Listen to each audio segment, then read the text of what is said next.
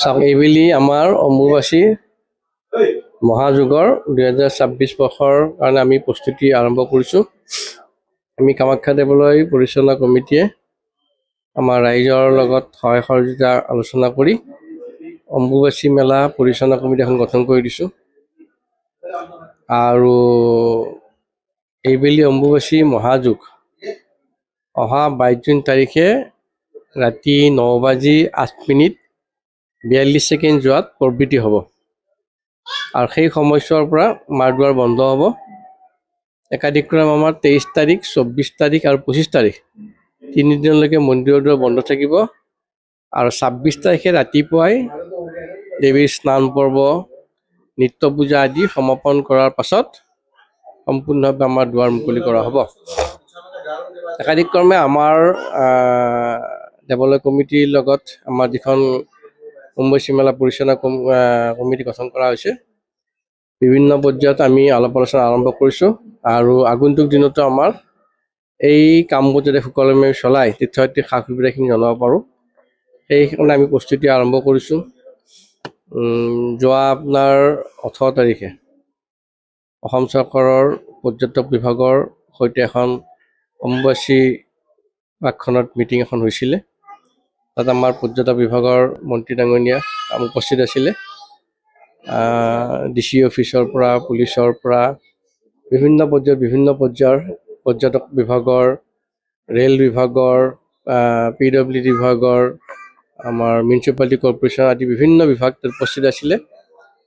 প্ৰতি বছৰে যিধৰণে আমাৰ অম্বুবাচী মেলাখন পৰিচালনা কৰা হয়, তেনেধৰণে আলাপ আলোচনা কৰা হৈছে। তেওঁলোকৰ ফালৰ পৰা ক'ত কেনেধৰণৰ কেম্প আদি হ'ব চৰকাৰী ফালৰ পৰা, সেইখিনি তেওঁলোকে আলাপ আলোচনা কৰিছে। পৰ্যায়ক্ৰমে তেওঁলোকক কাম আৰম্ভ কৰিব। আৰু আমিও আমাৰ কামাখ্যা দেৱালয়ৰ তৰফৰ পৰা তীৰ্থযাত্ৰীৰ নীলাচল শিলৰ ওপৰত যিখিনি আমাৰ কৰণীয় প্ৰতি বছৰ যিটো আমি কৰি আছোঁ, সেইখিনিৰ কাৰণে আমি পৰ্যায়ক্ৰমে আলোচনা কৰি কামবিলাক আগবঢ়াই নিবলৈ চেষ্টা কৰিছোঁ।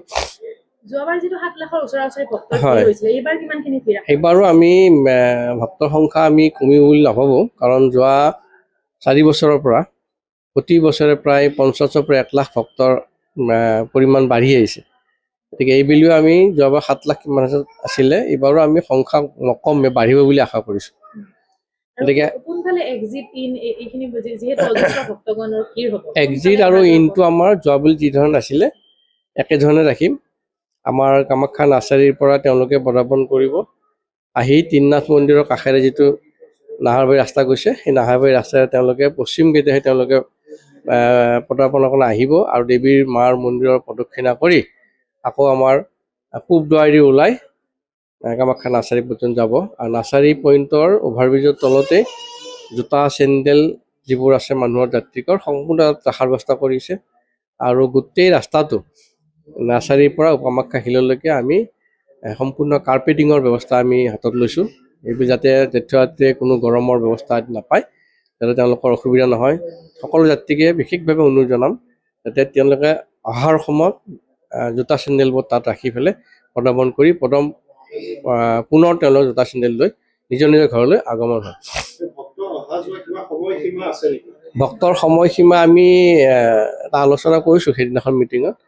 গধূলি 6 বজাৰ লগে লগে এইবেলিও আমাৰ পদাৰ্পণৰ ৰাস্তা বন্ধ হ'ব। 6 বজাৰ আগতে যিসকল যাত্ৰী কামাখ্যা পাহাৰলৈ উঠিব, তেওঁলোকৰ মাৰ মন্দিৰ প্ৰদক্ষিণ কৰাৰ পিছত তেওঁলোকক নমাই দিয়া হ'ব। আৰু তাৰপিছত আমি পৰিষ্কাৰ পৰিচ্ছন্নতা যাতে বজাই ৰাখিব পাৰোঁ, গোটেই মন্দিৰৰ আশে পাশে চাফ চিকুণতা কৰা হ'ব। আকৌ ৰাতি দুৱাৰ বন্ধ কৰাৰ পিছত ৰাতিপুৱা আকৌ 5 বজাৰ লগে লগে আমি মন্দিৰ দুৱাৰ খুলি দিয়াৰ ব্যৱস্থা কৰিম। কেমেৰা আদি আমি একাধিক কেমেৰা আমি যিখিনি কেমেৰা আছিলে আৰু এইবেলি ঠায়ে ঠায়ে আৰু বিশেষভাৱে বেছিকৈ আমি কেমেৰাৰ ব্যৱস্থা ৰাখিম। প্লাছ স্কাউট গাইডৰ পৰা তাৰপিছত আমাৰ ভলেণ্টিয়াৰ্ছ যিবোৰ থাকে তেওঁলোকৰ ব্যৱস্থা আমি ৰাখিম বুলি আলোচনা কৰি আছোঁ।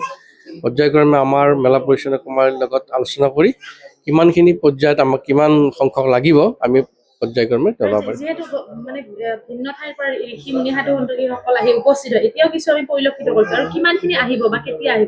কিমানখিনি সংখ্যাটো আমি ক'ব নোৱাৰোঁ, কাৰণ তেওঁলোকৰতো আমাৰ কাউণ্টিং নহয় কিমানখিনি সংখ্যা আহে। গতিকে ভাবিছোঁ যে তেওঁলোকে আগমন যেতিয়া অম্বুবাচীৰ আগমন হ'ব 1 সপ্তাহমান আগৰ পৰা, অৰ্থাৎ 22 জুনৰ পৰা আমাৰ আৰম্ভ হ'ব। মোটামুটি 15 তাৰিখৰ জুন মাহৰ 15 তাৰিখৰ পৰা তেওঁলোকৰ আগমন হৈ যথেষ্টখিনি ভক্ত আগমন হ'ব।